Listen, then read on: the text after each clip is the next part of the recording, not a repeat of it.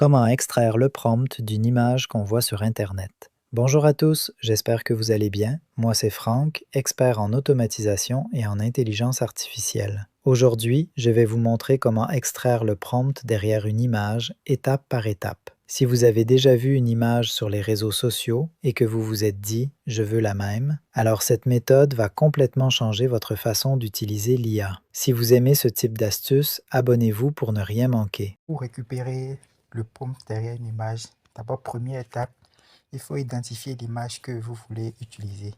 Si vous avez vu une image sur les réseaux sociaux qui vous intéresse, alors vous allez télécharger. Par contre, moi, j'ai déjà l'image que je vais utiliser.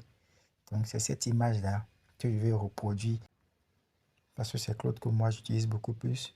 J'avais déjà créé un projet qui me permet d'analyser les images et de me donner les prompts. Donc, c'est un projet que j'avais déjà créé. Donc, le prompt système, l'instruction est déjà là. Donc, qu'est-ce que je fais ici?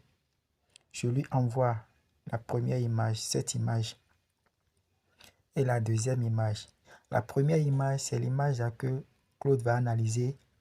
Tout ce qui est détail, teint, fond, couleur, tout. Il va analyser tout. Et maintenant, utiliser cette image, le trait de cette personne, les visages, la forme, tout, et intégrer ça dans le prompt qui va me faire sortir à la fin.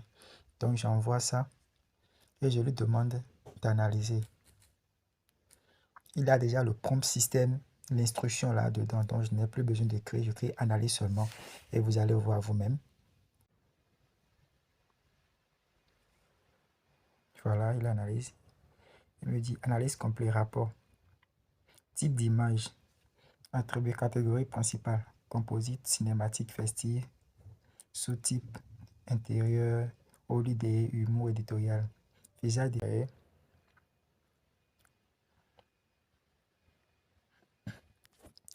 Alors, qu'est-ce qui se passe ici généralement?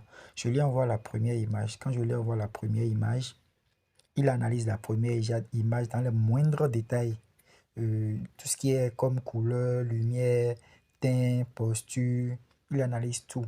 Maintenant, je lui envoie la deuxième image parce que c'est cette deuxième image que je veux utiliser pour remplacer la personne qui est dans la première image. Vous voyez, donc il va analyser aussi les traits, les caractères du visage de la deuxième image et maintenant fusionner tout ça dans le prompt.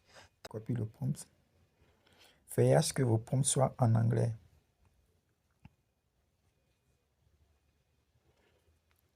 Sur Gemini, je vais choisir l'image. Là, je vais copier le prompt maintenant.